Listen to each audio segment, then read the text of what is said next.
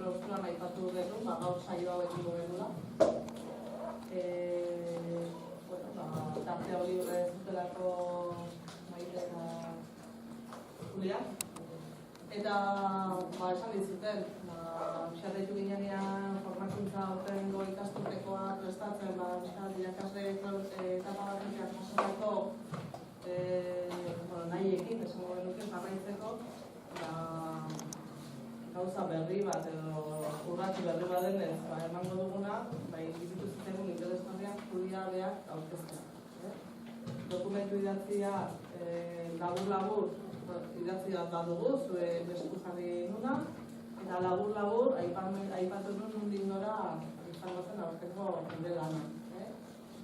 Gaurko saioan Juliak hori esplikatuko du, eta nahizen laguntzakin, pentsatzen dut. Eta helburua izango litzake, begiratzeko denbora izan baduzute, diseinatu dugun proiektu hori, edo guk eskatutakoan nola egingo luken Juliak. Horri buruz, ditugun zalantzari baldin badugu, galderari baldin badugu, gaur aprobetxatzea horretarako, edo ekarpenik egin nahi bada, edo iritzirik hemen nahi bada. Beste gai bat izango da antolaketa. Agian saio kopurua, ordutegia. Hori, beste momentu batean hitz egingo dugu, zebila da gure antolaketakoa. Batzen du bostetan, eta agian hobetu da bostaketan ordunetan. Hori, hitz egingo dugu urteko plana hitz egiten dugunean. Azken finean, beraieko ez dute bai ez. Gaurko saioa aprobetxatuko dugu, pixka gure ahozko erregistroen iragokionez non gauden, ditugu zalantza, galderak, proposamenak egiten. Horre ditzen bat zutu, eta ikus eixek. Hoi esan ondoren, itza ziretak zireak. Ondo da, eguerdi jabaz guztioi. Osan, behia da berriko ikustea, hain alaiz, ebadakit ikusten izan horiak uste ikustuela. Eta, posgarria da, gogoa ikustea. Ez nekien, ez genuen argitu proiektua zabaldu behar zan, edo zuen artean. Eta hobetoz, asmoa zan, honen berri ematea proiektu, honen berri ematea, baina batzuek kontatu dugu dezuten bezala irakurtuta daukazuen. Orduan aukera gehiago izango dugu, pixkat hildo nagusien berri eman da gero, batzuek ere egiten zuten eta nagozen dugu. Irakasle berriak ere baditugula klaustroak, eta txertatuko dira edo gure dinamikan, eta azok ere dozer galdereak nahi baduzute, orain edo gero. Hiru pixkate historia egin badet hasteko, hasi ginen 2013an proiektu honekin, izena zeukan ahots gorako irakurketa lantzen, akordatzen zen. Klaustro osoa egin izan zaretzen duten ez, okerrezpenago bost aldetan. 2014an asmoa zen bigarren modulo bat egitea, gehiago interpretazio bandera edo joateko zelen daiziko moduloan ibili ginen Euskal Zaindiaren arauen berri ematen, pixkat argitasuna, ahozkoarekin lotura daukena. Pixkat eteinak nun egin behar diren, nola modulatu behar zen mesua, eta ja bigarren moduloan, 2014an egin genuen hartan, gehiago izan zen interpretazio aldera hurbiltzea. Pixkat hitza ez bakarrik ustea modu neutro batean, paperean, baizik eta emozioen edo parte hartzeari tokia egitea. 2014 hartan aukeran, zuzendaritzak aukeran utzi zuen bigarren modulua egin ez egin, bi talde eratu ziren, oso ondo joan zen, jendeak aukera daukanean eta erabakitzen duenean egitea, etortzen da erabat inplikatuta hori normala da.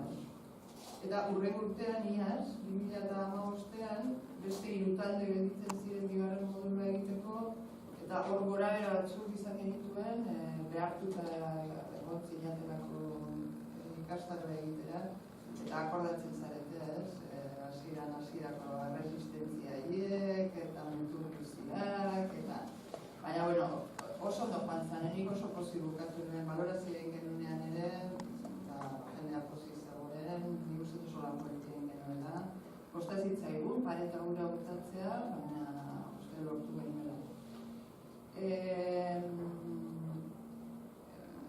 hori dara eta esan nahi dizuet segurako suertea daukazuela zuzendaritza, ikastolako zuzendaritzak sinisten duelako ahoskeran. Ez pentsa, hau esperimentu berria da ikastoletan, ez dut ezagutzen ikastola bat bera ere. Batzuk ibiltzen dira, bertsolaritzaren bitartez, bertsolaritzaren aplikazioa eginez, gero ahoskorako pauso hori ematen ari dira toki batzuetan, baina antzerkitik edo abiatuta, hau lehenaiziko esperimentua da, nik dakida da. Eta esaten nahi nintzen, segurako suertea daukazuela, ez da bater horreza izan behar, 60 laguneko talde bat mugitzea eta lortzea, jende guztia inplikatuta egotea horrelako proiektu batean. Eta nik uste dut, haiek oso garbi ikusi dutela hasieratik ez bakarrik pauso txikiak, ze azkenean gero pilulaka lan egin behar da, ez? Baina Sorkundek eta Maiderrek oso garbi dute hasieratik gindua zela ez bakarrik ahots gorako irakurketa lantzera, baizik eta ahozko komunikazioa lantzera ikasleekin. Eta haiek profesoria hartu izan ez badute, ingo genuen ikastara eta bere horretan gehiago zen. Hor, balorazioak akordatzen nola betetzen dituzten ikastaroa bukatu eta gero Maider ibili izan, banan, galdetzen, zer muzio bizinaten, aurrera begira zer ikusten zen duten, eta gero hiedanak bildu, haiek aztertu zituzten, eta gero udapartian bilera bat egin genuen, Maider, Sorkunde, eta gero etorri ziren Izko, LH-ko didaktika burua, eta itzia dana leku honatarrak. Etorri ziren, eta pili ere bai egila da, hori da. Espirietzen etorri ziren, DBH-koa da. Claro, DBH-koa hori da, hauek dira aparte gelditu dira. Hori da, eta bilera hartan zakiskak, baina arte, bi modulo egin ditugu, eta, aukera bat zegoen bere horretan usteko kontua, ez? Suposatu zitekeen ja ikasi zen dutela hotskora irakurtzen, eta zu profesionalak zaretela, eta gai ere bazaretela ikasleekin zer egin erabakitzeko, nola aplikatu gaia, eta baina zuzendaritza taldeak garbi ikusi zuen aurrera egin behar zala, eta helburua lehen osan dizudana, ahozko komunikazioa lantzeko bidea egitea. Eta hortarako elkartu ginen, eta hortik sortu zen proiektu hau idaztea. Helburua nahi iruditzen importantea dela bigarren, orain eman behar dugun bigarren urrats horri heldu baino lehenago, interesgarria dela marko orokor bat markatzea, kokatu ahal izateko urrats hori errealitate handiago baten barrenean, ez? Esaten ari nintzena, ez? Ahozko komunikazioa nola landu ikasleekin. Eta, igual pentsatuko dezu, ahozko komunikazioa lantzeko ahozgorako irakurketa landu behar da, ematen du kontra esana dela, ez? Ahozkoa lantzera goaz, eta indar dugu testutik abiatu, paperetik abiatu, ematen du, ez? Kontra esana dela. Eta hori hizkuntza guztien normalizazioa egiten denean, aurrena hizkuntza idatzia normalizatzen da, eta gero heltzen zaio ahozkoari. Eta ahozkoa ez da lantzen ahozkotik abiatuta, ahozkoa lantzen da idatzizkotik abiatuta. Aurrena egiten da hizkuntza formalaren deskribapen bat egiten da, eta gero informala, justu da, jatorrizko hizkuntzaren kontrako prozesuan normalizatzen dira hizkuntzak. Ulertzen dezu, prozesua. Bale, orduan, ahotskorako irakurketa horregatik, gero beste realitate bat dago irakaskuntzako alor guztietan, ez bakarrik eskoletan eta institutuetan eta baita euskaltegietan ere. Askoz ere garrantzi gehiago ematen zaio idazkuntzari ahozkoaren lanketari baina. Euskaltegietan adibidez, ahozkoa ere erabat eskubi guztuta dago, ez inork ez dio heldu nahi, beldurrez, ez dakilako sustengoa heldu gai kontrolak. Orduan, helburu azken helburua da ahozko komunikazioa ikasleekin lantzeko tresnak ematea. Horrek eskatzen du prozesu luze bat, gauza politia ez dira sekula errexak izaten, ez? Orduan, lehenaizik urratsa da zuek formatzea, zuen burua ikustea ataka horretan, zuen burua prestatu hori egiteko, ikusi, bihotzak nola funtzionatzen duen, erresistentziak nondik etortzen diren, baina lehen bailen egin behar da ikasleak protagonista bihurtu, prozesuaren protagonista bihurtu. Orduan, horrek berri zuek dakizue gehiago. Noiztik aurrera, hasi daiteke ikasle bat adibidez, ipuinak kontatzen ikaskideen aurrean. Adibidez, atxe-atxean, ez? Dudarik ez dago, lehenbizi zuek izan behar dezutela eredu gora. Eta orduan egingo dugu ipuinak antzestu, zuek, eredu honak eman aurrei. Baina, igual, atxe-atxe pentsatzen dut goizek izango dela, umea ipuina montatzen hasteko. Erabaki bizuek hartu bat dituzue, igual gauza txikia bai kontatu ditzake. Helburua da lehen bailen umea hizketan jartzea. Ez zuek sekulako ereduak eman eta bakarrik guztiak ere bai.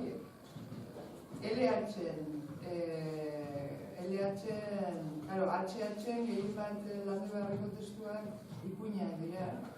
LH-en ja nik uste testu motetan egin behar dara abanikoa pixka bat zabaldu, abiatuko gara ipuinetatik, baina gero zuek ikusiko dut, bestelako testu motak edo, kontua ditzak testu moten abaniko guztia hartzea kontuan, ez? Eta hor bai LH bai hasi dela horra gauza kontatzen.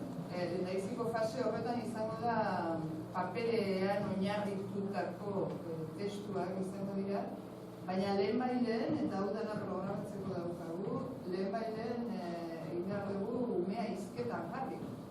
Hizketa librean, esan nahi dut. Jende aurrean hitz egiten jarri. Praktika mota asko egiten dituzte horren inguruan.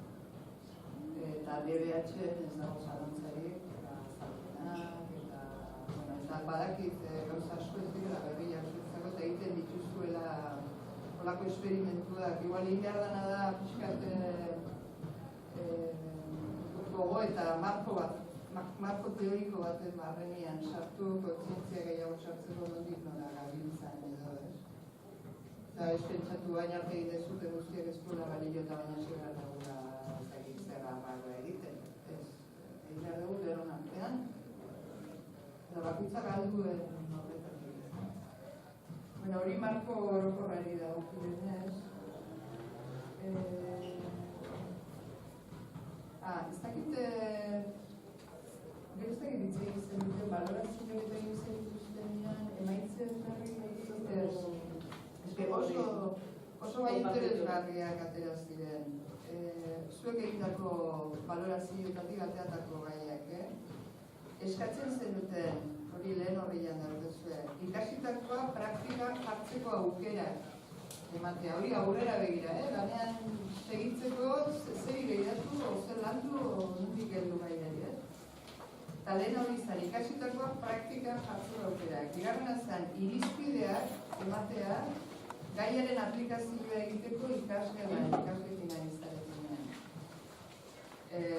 Bi gai hauek, uste dut esan dudanarekin nahiko bideratuta gelditzen direla. Eta aurrengoa ere, bai, testuen lanketan sakontzea. Eta argibideak, hau gai berria da, baina esan dudanatik, argibideak erregistroen erabileran. Ez da bakarrik ahots gorako irakurketan trebatu eta unean gauza izatea txukun irakurtzeko testu bat. Hor bete-betean, testutik abiatuta erresa da, testuak markatzen dulako erregistroa, markatzen du euskalkia, markatzen du dena, baina zer gertatzen da umea hasi behar danean hizketan, aukera asko egin behar ditu, erregistroarekin topo egiten du, zer egin behar dut, batuan egin behar dut, euskalkia egin behar dut, maila landuan egin behar dut, informalean, komunikazio gora bakoitzari ze erregistro dago egiten. Eta hortarako egin behar dugu jendea entrenatu. Eta hor bete-betean topo egiten dugu Oiartzuerarekin. Eta hor zuen kezketako bat ere bazan etzen ikustela berizten Oiartzuera informala eta landua. Bai, eta Oiartzuera landutik batura ze alde dagoen, ez? Orduan, adibidez, erregistroaren lanketa horretan errexaritzake maila teorikotik abiatu eta hartu herriko adituak eta hala ikastaro bat eman. Baina niri hori ez egite, bai, igual iritsiko da momentu bat hori egin beharrekoa, baina iritzizei praktikatik egite askoz ere aberatsagoa dela, divertigarriagoa. Orda testuen bitartez egin beharko genuke lan. Baliatu testuak, landu behar ditugun testuak, iristeko bereiztera euskalki landua, euskalki informala, batua, eta hori guzti. Eta gero behin esperimentatuta gero, esparru hori guztia, behar badin badituzue irizpide teorikoak, egin daitezke ikastaroak eta, baina beti marko baten barrenean. Eske bestela, irakaskuntzan askotan hori gertatzen zaigu, iten dugula mokoka bezala landu gauzak, ez? Eta ez dakigula oso ondo, nora goazen, nora biderik gabe iritzen eta iritzezik hemen aurrera dukagula horako implikazioa egon da, hori segurako aukera da, alderantzizko bidea egiteko. Oso garbi eduki denok zein dan markoak, eta gero marko horren barrenia urratxak ematen, jakinaren gainean.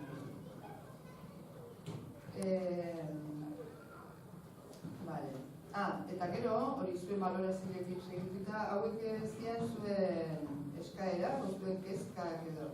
Baina gero gainera, zuzendaritzatik hor ikusten zan eskolako hizkuntz proiektuan jarreta handiagoa eskaini nahi zen inozela ahozko komunikazioari, edo ahozkorako irakurketan gelditzea zala nahikoa eta hor kezka hori bat zegoen, aurrera jarraitzeko kezka hori. Eta euskalkiaren erabilera bultzatzea gainera, zor konpromisoa daukazute ikastola bezala hartuta, bai gurasoekin, bai herriarekin, udalarekin. Eta hor ere, herrian izango zarete aitzindari lan horretan. Bazegoen batzorde bat udalean, kartzen zana pixkat irizpideak eta erabakitzeko mokok egin ziren.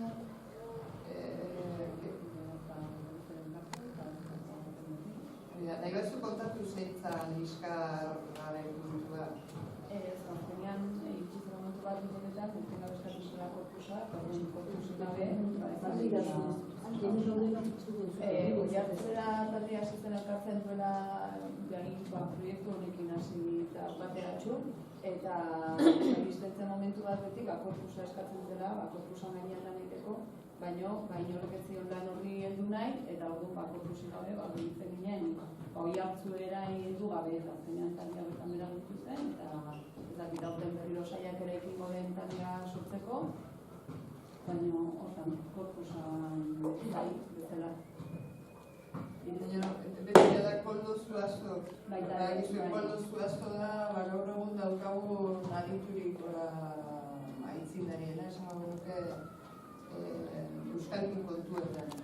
Eta berak aztertu zuen. Berak aztertu zuen kontratzeko aztertu zuen Oiartzuera, eta hori pixka bat ikusten zela, Gipuzkeran gozalgarri gehiago hartzen nahi zela, eta Nafarreranak eta gutxitzen egin ziola.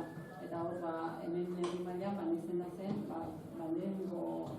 goi Nafarrerako euskalki bultzatu, eta pixka bat irizpide egin du. Baina, aditurik gabe eta pertsonik gabe lan horrei heltzeko, zaila zela aurrera ateratzea, eta horretan dira, eta ez dugu berriro elkartzeko aukerik izan. Orduan, ardura guztia azkenean zuen gainean edutzen da. Ardura, baina baita ere aukera. Nahi fizi sekulako lan egitea herri batean, ez da ematen du ez, kanpotik ikusita oso goizondila ematen du, baina gero izketan badakizu, Dala, gauzetan aurrera egiteko kontzientzia jarri beharra, beste ez da, konturatzia nola egiten dugu, kapixkat izena jartzea. Gurasoak ere baditugula, sensibilizatu da, oihartzuelarekin, eta, bueno, planteatzen dutela, ikastolan, noiz egingo da, ez? Orain, herriko kurrikulumaren gaiak, erabenean, mamontaren gaiaken ere, toko egiten dugu oihartzuelarekin. Baina, itzultzen dira, maigarrek esan du memoreakin. Prest gaude, baina, zer da egin da. Eta gero, udaletik eta interesare bat dago, berezten ere gai hori heltzeko, baina horreta baita ere pertsona bat, figura bat, edo talde bat botan arituko dena. Azken urtetan nahitu dienak, ez dute beste aukera batzuk sortu zaizkile, eta beste lan batzutan hasi dira, eta ez do jarraipenik horrena ere, eta... Gero maitarian komentatu, idu batzuk,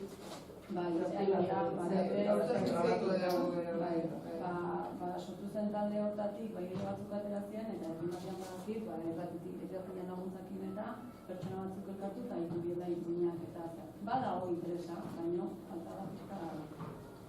Niri, askoz interesgarriago egin aukera bazan, udalak bultzatu gauza, egin batzorde formal bat, eta haiek beti abiatuko ziren teoriatik, eta gero teoria hori zuek gauzatzea izango ditzake kontuak. Hau askoz interesgarriagoa da. Teoria bariak esan ezagun, dabiltza hor, ados jarri ezin da, eta zuek premiarekin bete-betean toko egiten duzue, alderantzizko lan egin ezagun, praktikatik abiatuta eta eguneroko jardunean oinarrituta hartu zuen protagonismoa, eta izan herrian egin nari zuek. Hori oso polita ditzake, ez? Ikastola izatea motorra horretan, ez? Zergatik, ez? Etorriko dira gero teorialariak eta jarriko diote izena gauztei, eta finduko dute guk hemen egiten dugun lana. Oso polita. Niretzako ez da arazo, ez izatea hor batzorde hori ezagutu. Momentu.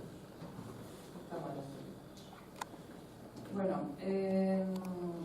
gerintzen gaitu pixka bat gehiago honetaz, Orduan, ja marko orokorra ikusi dugu. Orduan, lehendabiziko pausua eman dugu, ahots-gorako irakurketa. Hori egin daukagu, 2 modulu. Oain, zer ikasi genuen ikastaro hartan? Testuak irakurtzen. Eta goratzen baldin bazarete, hasi ginen, mailan, gezia gora, gezia bera, damarkaz josi testua, eta gero altxatzen hasi ginen. Ipurdia estu denak. Eta hasi ginen, atrilaren aurria jartzen, eta emozioak eta pixka kontrastea aurkitu genuen, baina gorputzarekin zer gertatzen zen. Edo txolari? Zu baintzen hor sekulako horretzen, bere eskriptiza. Baina ura izan zen Cristina Salditia, muy inconstiente batean. Akordatzen hori bukatu zen hori da. Bueno, orduan, hori gorputzarekin dugu. Eta ez dago, hori ezin dugu begien biztatik galdu, azkeneko helburua dela ahozko komunikazio osoa, hizketan egitea. Eta orduan, hizketa egiten dugunean, gero hori, balitze, hizketa egiten dugunean erabat implikatuta gaude hintzarekin. Daukagu hitza, daukagu burua, dauzkagu irudi batzu, burutik pasatzen direnak, emozioa dauzkagu, baina gorputza ere presente dago. Orduan, ez beldurri izan, hori denok dakigu egiten. Eta ikusi dugu, lanaren parte handi badala kontzientzia hartzea, eta kontzientzia horrekin lagunduta edo egitea modu artifizialean, esan dezagun, lortzea naturaltasuna, hori da prozesua, ez? Orduan, horrela bukatu behar. eta nahikoa lortu genuen. Horrela, eta denon implikazioarekin, eta hori asko da. Etzako etekin handia atera genio denbora. Oain, bigarren urratxa, oain eman behar duguna. Pasatu behar dugu ipuinak irakurtzetik, ipuinak kontatzera. Kontatzen ditugunean, behar dugu, akordatzen zeate, honekin ez da, hau denbora guztien ibili dugu, hemen daukazue hirugarren horrian, metodoa edo laburra ez dauzkana. Orduan, esan dezagun, ibili ginala, gehien bat eta bigarren urratxorietan eta pixkat bukaeraldean hori hirugarrenean. Gelditzen zaigu egiteko laugarrena, bizitasun guztia, ibitza beste eskarri batzuen gainean oinarritzea, ezta? Orduan, hori egiteko proposamena da, oain emango dugun ikastaroa, izena jarri diogu testuak antzesten, badakit antzerkintzan beldurra ematen duela, baina antzestea zer da antzestea? Antzestea da implikazio osoarekin aritzea jende aurrean, ez da besterik, eta hori da nik uste behar duguna.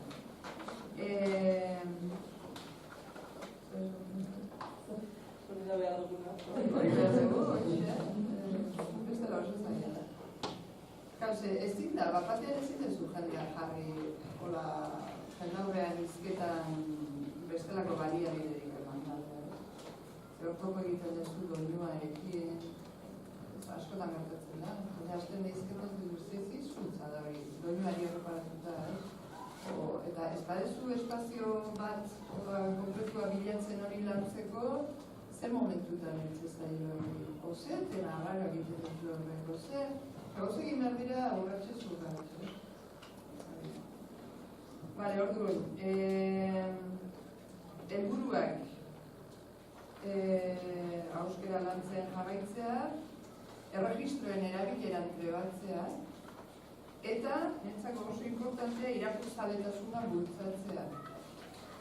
Hemen sorkuntek eta esan da, sartuta zabiltzate beste proiektu baten. Baten proiektua. Hori da, helburua da irakurtzaletasuna, bultzatzea. Oda, lehen osaten duna, nola heltzen dilegun egin beharrekoi modu estankoan esan dezagun, baina irakurtzaletasuna hemendik, ahoskotasuna hemendik, eta, claro, hola, separatzen ditugunean gotzak ezinbestean teoriatik abiatu beharra daukagu. Eta orduan, hemen praktikatik, nik uste, ipuin onak, modu honean, modu egokian kontatzen baldin badituzu ikasleen aurrean, eta ikasleak ikusten baldin badu kontatzen ari zeaten horren atzian dagoela papera, dagoela liburu bat, ari zeatela irakurtzaletasuna bultzatzen.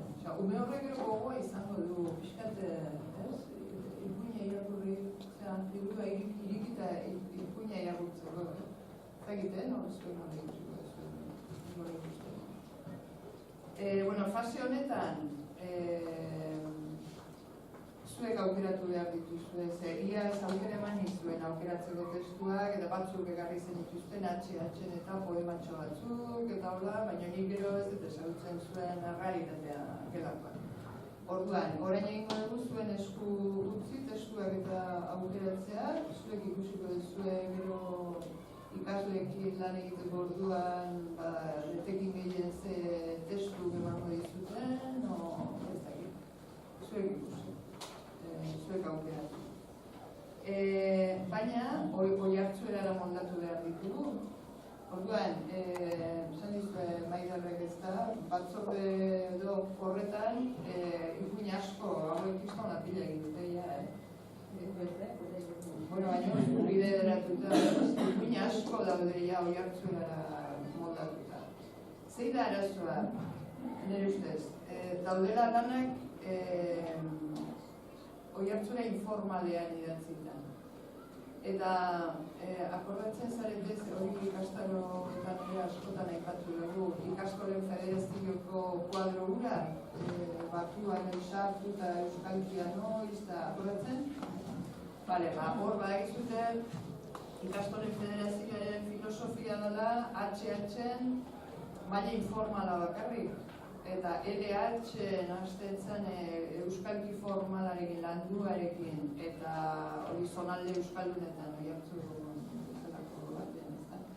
Eta gero batua gelditzen zen 14 urterekin edo. Eta berriro ere, gauzak modu teorikoan egiten direnean, modu hotzian, kasilleroak behar dituzu bete, eta ateratzen dira oso gauza artifizialak, ez? Zuek uste duzue HH-ko aur bat ez dela gai, etxera dikoa, etxean ipuina dauzka, ikastolan ere ipuina dauzka, hori dana daude batuan idatzita. Marrazki bizidunak ikusten ditu, batuan. Antzerkira juten da, batuan. Dana batuan. Orduan, ze espazio dauka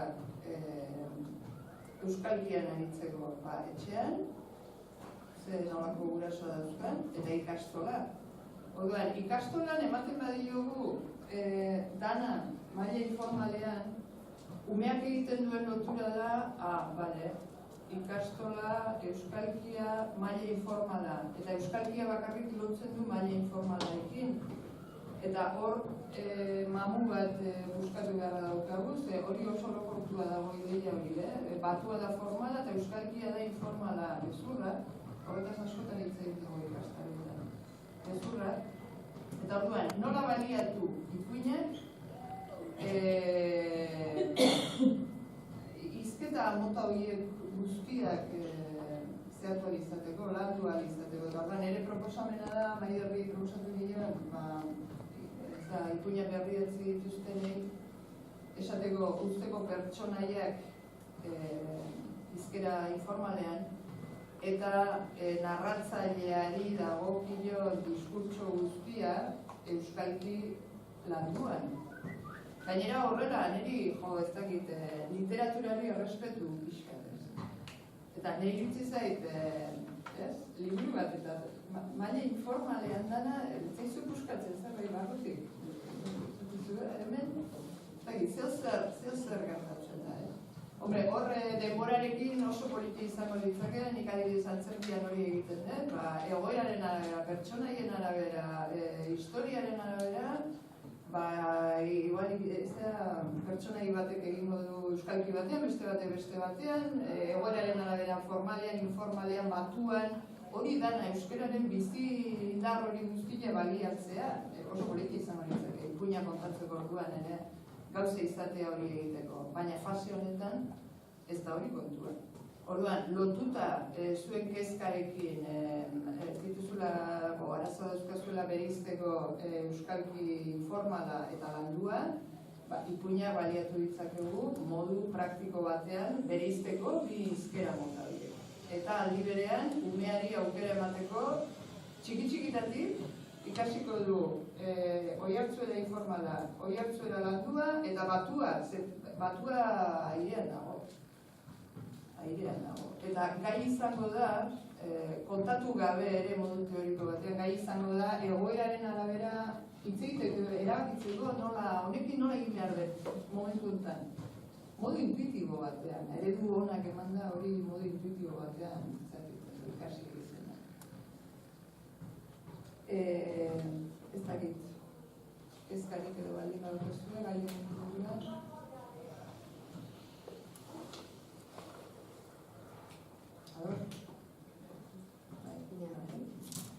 Orduan, gauza praktikoetara joan da, testuak zuek aukeratu behar dituzue, gelditu ginen aukeratzekotan irailean. Modu ekiztuzue, testuak aukeratzen ginean, no?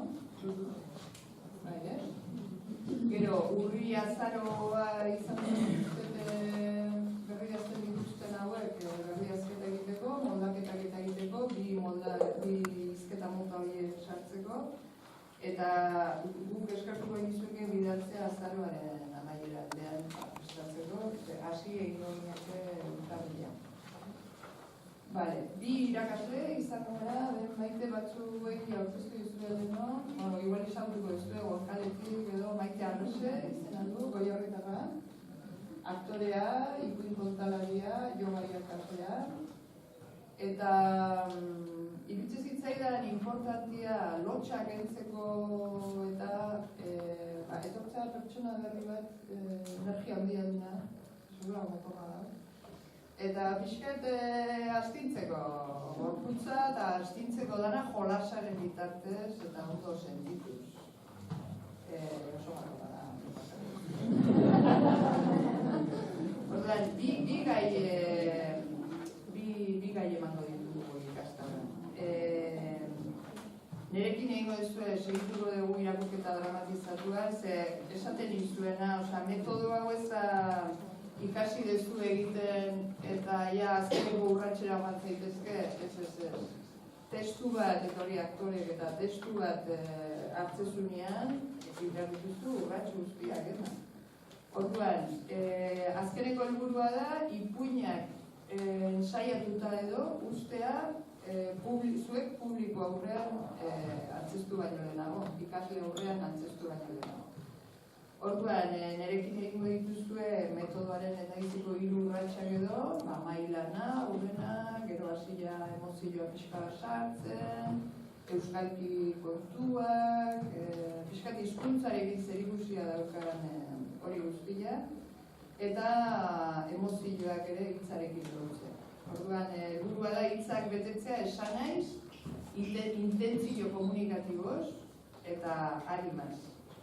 Eta gero Maiterekin asmoa da 4. urratsa egitea. Orduan, atriletik indartu ditzake ikasi testua guri. Eta antzestu, jarri gorputzea, jarri eta behar kontetu duzue ze asmoa dukan ikusten ditu. Nik asko zaudete esateko, kaixo da nahi, Batzuk pitxatu zaituztet, ikusi da zer grabaketak, indako lana, Juliarekin egindako lana. Eta, ez dut denbora askoik izango, baina, pixka bat izango litzake asuntoa, hemendik bera lan egitea, ez? Baina arte Juliarekin batez ere buruz, gauzak buruarekin egiten ditugu, eta nirekin izango da nahiko burua aztu, eta gorputzak gelditu. Eta, ikuia jan, eta gero ikuiak gorputzean sentitu behar dela.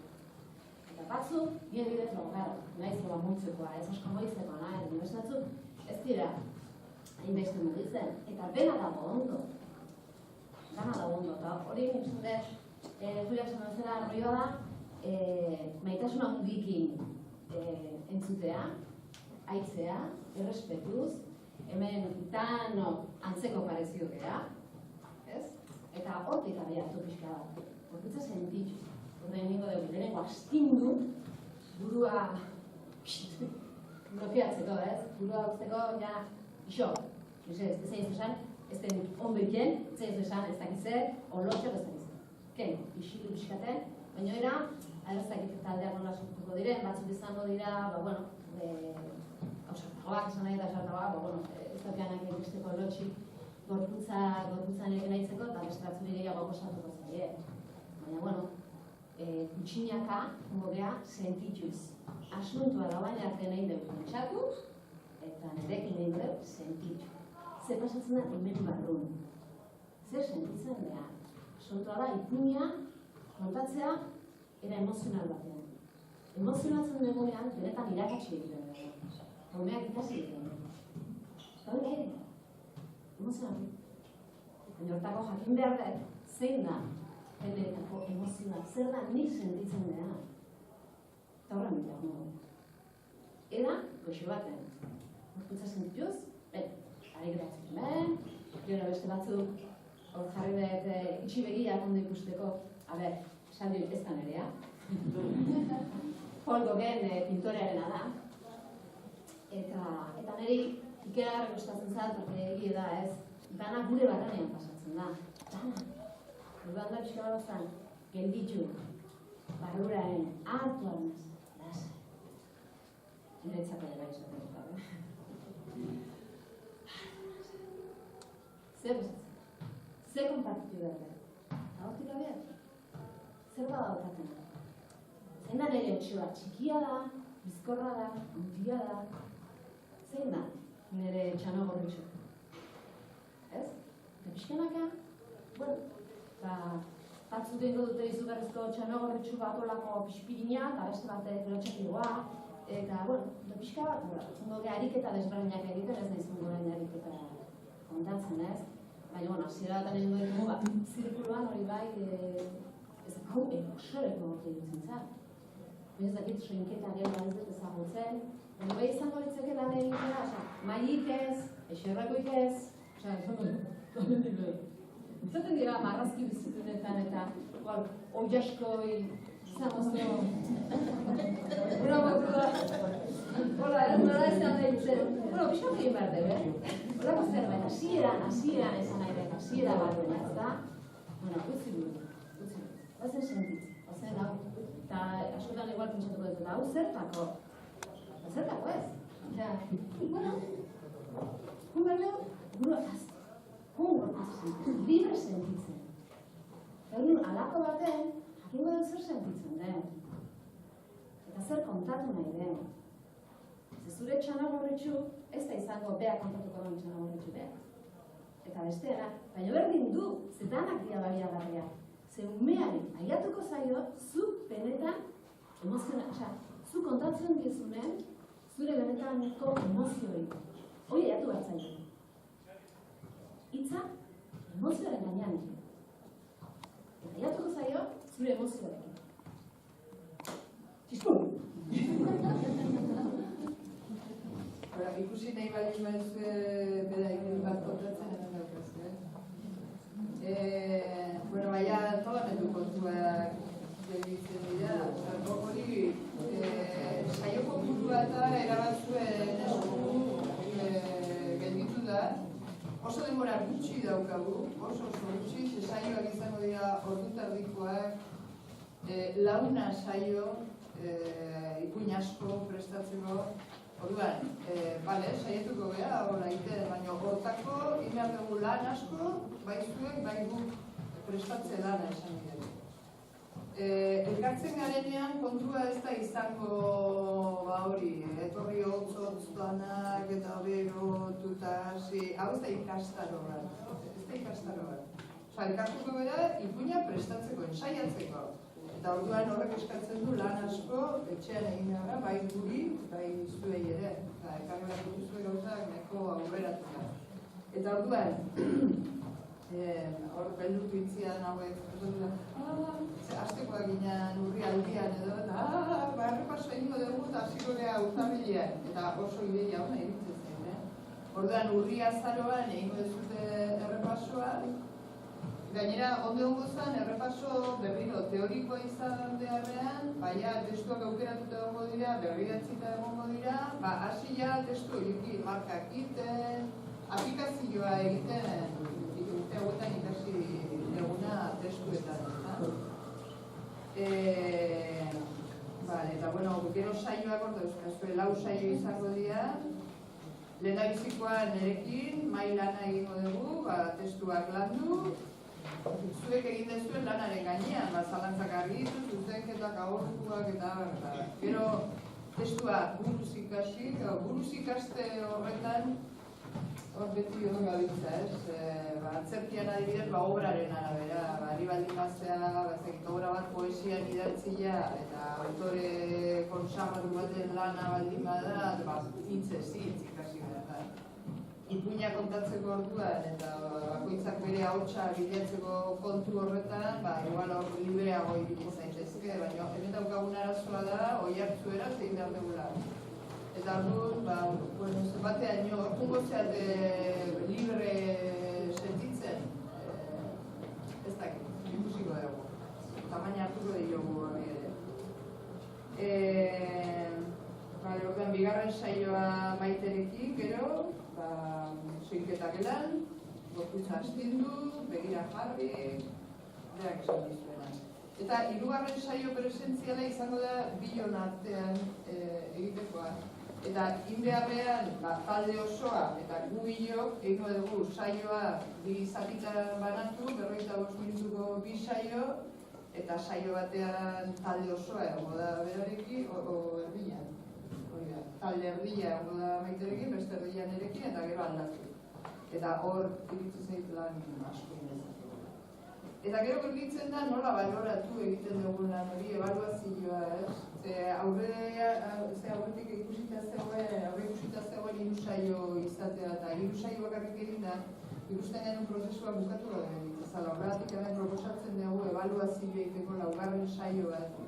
Eta laugarren saioa izan ziren guk bideoak ikusi eta balorazioa idatziz, baina hori oso hotza da, eta ez dago zer ikusi handirik laneak ibili behar dugu giro horrekin. Orduan, guretzako polita izango zen, elkartu talde osoa ikusi grabazioak, ze aldamenekoaren grabazioa ikusita asko ikasten da, hori zuen balorazioetan beti esaten dezute, eskertu egiten dezutela asko lankideak lanean ikustea.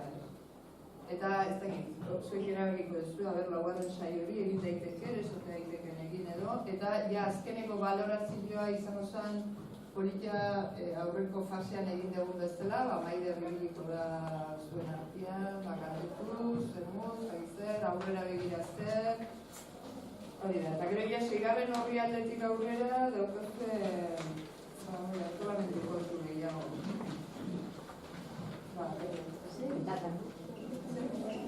Bai, hori neukan horrein munduan. Etapaka, gaur hezkuntzan helburua da ipuinak kontatzea. Orduan, 3 ipuin landuko dira egiteko bakoitzean, 3 maila daudelako, orduan maila bakoitzeko ipuinak. Beraz, irakasle bakoitzak prestatu behar ditu prozesu osoan 2 ipuin. Bai? Bale, gure kezka, iritsiko tegean, ipuin asko dira. Bi bidera 11, 22, lau saietan, ordu tokiko lau saio, 3 saio prestatzeko. Bueno, gu ere esperimentatzeko gaude, eta ikusiko dugu, zer ematen dugu ikusiko dugu, dana ikusteko dago, dana esperimentatzeko. Ordutegi kontrolok eta hitzeiko dituzue, gu proposamen bat egin dugu. Lehen hezkuntzan, lehen osan dudana, zikloen arabera 3 talde izango dira, 7 eta 9 irakasle. Ziklo bakoitzan 2 maila daudenez, 2 taldu, 2 testu landuko dira, eta testu mota dagokienez, zuek ikusi ze komeni zaizuen. Igual abiatu gaitezke ipuinetatik eta gero zabaldu testu mota gehiagotara, ez dakit, zuen esku, zuek erabaki. Eta gero, bigarren hezkuntza gelditzen da, hor nire nintzen bigarren etapan aurrera begira toki egin beharko ditzaiogela oratoriari berariko. Oratoriak ere beldurra ematen dute, baina azkenean da, eta ematen dituzuen gaiak kontuan hartuta, iritsi beharko genuke ikasleak berak izatera protagonista saioetan, eta azalpenak eta baiek eman, eta ez dakit. Prestatu ikasleak mundurako, ez? Zegero iruditzen zaigu mundurako noiz prestatzen da gaztea mundurako unibertsitatean.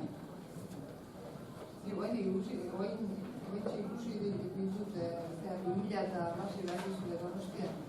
Han gazte mordoa dabil antolamenduan, dana gazte-gazteak, master mordoa egindakoak, baina gero ikuste dituzu lanian, ez dakit, eztabaida saioak eta prestatzen direnean, etortzen zaizkizu koloretako kartulinekin, palde, esan nahi dut, mami gutxi eta forman galtzen direla. Unibertsitatea ez da tokia, masterrak ez dira tokia, ume bat, pertsona bat, mundurako prestatzeko. Zatean mundurako prestatzen da ikastolan. Eta orduan, hori da, izketan jarri jendaurrean eta nik uste dut hor DBH-en egin da. Proiektuak ideak ere proposatzen du. Hori da, eta hortan bai. Hora egian faltazte eguna da, hori egian esukazio esatera. Faltazte eguna egin da, momentu batean, zein adierazle zer eskatu dugun ikasleei bateratzea. Aurkezpen bat, zientzietan, zientzietan, aurkezpenetan, zer eskatu duguna. Eta gero bestatetik, altatu izateke, irakasle orofakin hori, desarrollatu mundo den teknologia, beste euskari batzuk erabiltzen ditu, grabazio direla. Bideo grabazio direla, nolabait soluzionario gisa, soporte bizar, bezala, grabatu bertu ditugu, eta horiek eskainiko ditugu, ez saiotan, saiotik kanpo, osagarri, guztarri, Horretik esaten nizuen, hasieran, ez dugula zer berririk egin behar. Azkenean da, marko zentzuzko bat jartzea, ezibiltzea bakoitza bere aldetik. Eta jakinaren gainean egotea danak proiektua izan dadin trinkoa eta potentea. Gaina akordatzen ez klasetan ere nola esaten zenuten, bio eta gutxi hau egiten dezutela zuek, eta hor igual gure zereginak egin zen balitzake ideiak ematea, laguntzea, gehietan laguntzea. Kontua da, iritsiko da momentu bat, HH eta LH-en jendeia prestatuta iritsiko zaizue, baina momentu zer egiten dugu urte hauetan, zer egiten dugu noain arte ikasitakoarekin. Eta horretik nik uste ikasi dezutenarekin inbertu zutela esperimentatu, zuek dakizute. Oso diferentzia da euskera ematea, zuerizia ez, eskuntza ematean, hor nik uste literaturan oinartu da. Diferentzia da kimika edo fizika eta horako hori da, oso gai diferentzia dira. Orduan, konfiantza eduki zuen intuizioarekin, eta zuen profesionaltasunarekin, eta ausartak izan. Eman pausoak, eta itzingo dugu, ikusiko dugu, egiten zuen hortatik zer balio duen, zer dagoen zuzeko, aurrera, eta hoxe aldetik, maite, eskunik?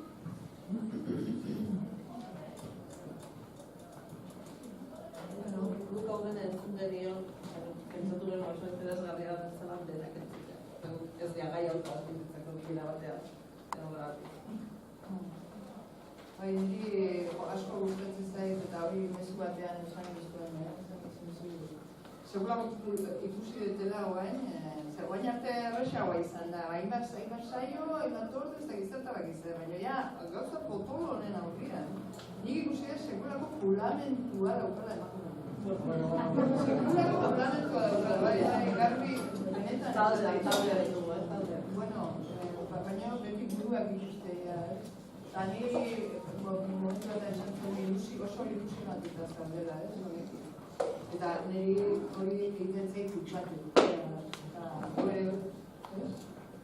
Guretzako da, karamelo da, guretzako. Eta oso politia da itzindarik izatea horako proiektu batean. Eta hori, pasillo hori bera, nahiko duke, zuen aldetik, gogua, esperimentatu. Esperimentua denon artean egiten dugu, implikazioa denon artean. Hau ja ez da ikastaro bat, hau da esperimentu bat. Diferentzia. Zer zer bat imatzeko? Baina, momentu bat ditzeko. Josuren interrezio aurretik nik ere ari nintzen bederatzeirako entzunetan. Ez dakit izango ote dezuen zen askotan, nik momentu honetan, gizarten zenbait batu egin behar dituztea aurkeztunak, baina etikaroan bai egiten dituztela beratik, ez? Pointak eta gero azaldu behar dituzte, eta bakoitzak bandutako gaiak, oso gai ezberdinak izan dituzte. Baina askotan, aurkezpena da kontuz postura, izan baita hizkuntza, esentzu, nolabait aurkoiek baten dituztu, baina askotan ikaslei falta zaie eredua, noraino iritsi beharko lukete. Zuek baduzue, zuek hemen bi YouTube bideo proposatzen dituzue, baduzue azalpenak, hau da, ikasleek egiten azalpen, nolabait jomuga, ez formala bizik eta zin izango litzateke bete beharko luketen eredua? Ez dago eredu bat. Eredu asko baino. Ez dago, aurkitu behar ez zure hautsa komunikatzeko orduan. Dala diferenteak gara. Eta egin behar dugu diversidade hori horri brilloa, kontua ez da, eta ikusten duzu politikariak, PP-ko guztiak eta horiek ikastaroak maten ari dira, eta aholkularia dauzkat eta PP-koen estiloa da konturatu zate, hau, eta hau, esan diete, hau egiteko, zen egizte? Iritsiko da momentu bat, igual ez dakit, bera, hori da, hori hartuko ikastola.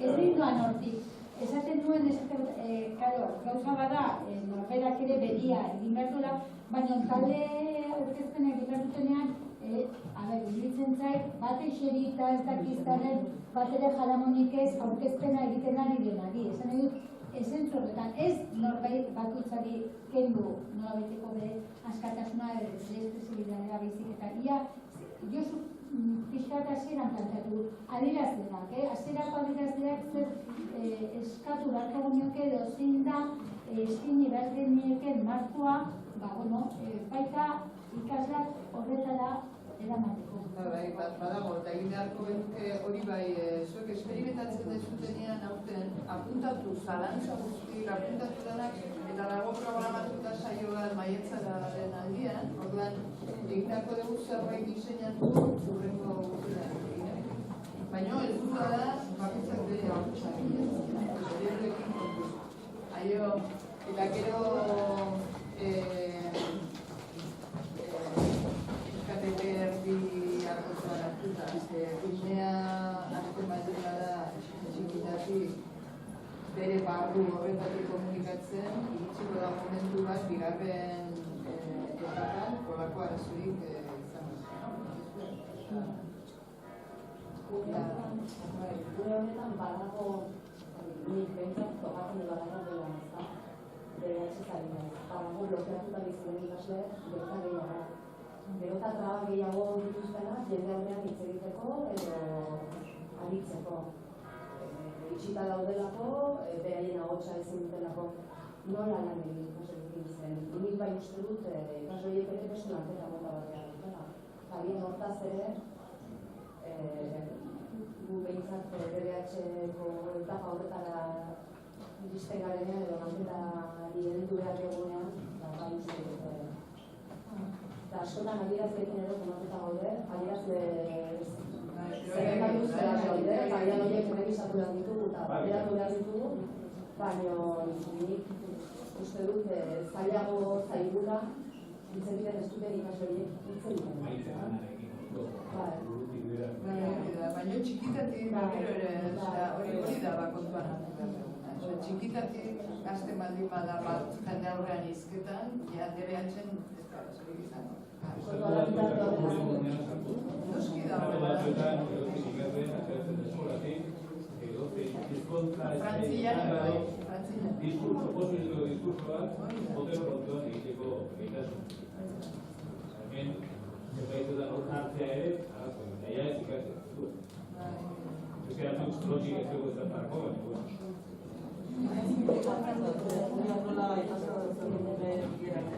azkenean ikasleak egin behar du, zuek horren egin duten guztia. Zuek lotura guztia ikasleak egitea, zuek horren egiten nahi izatela, beraz, guk egin behar dugun papera gutxo bera, zuk egiten duzuna, baina ez teorikoa. Beraz, eredu hona, nik uste dut irakaslean dago. Nik ilusioa kasilizten dutenean hortik zilizten dut. Irakaslea da, ikaslearen eredu hona. Orduan, guk prebatu behar dugu, diferentetan, bakoitzak diferentzia beharrako, baina azken finean, ikuretzen duten duzuna bera ez, gure hori garatu behar dugu gera nortatik, eta gero ikaslea ere hori egiten jarri ez. Eta ezaztu profesionalak, eta umeak zuek ezagutzen dituzuela, guk lagunduko dizuegu, baina gero aplikazioa, konfiantza eduki dizuen profesionaltasun horretan. Zukin baldin baduzu prozesu hori, gero jakin duzu horren aplikazioa nola egin dut. Horregatik ere DBH-ko esan genuen aurten. Ez genekin oso ondo nola diseinatu ere, zeikusten genuen HHLH horretan, horregitan oinarria jarri behar zirela, agian DBH-en ikasle horiek zerbait lan bezateko, ez? Horrek ez dut entzun agian, ikasatzen dut hori momentutik zerbait egin bezateko DBH-en. Horrekan, kontatu dut.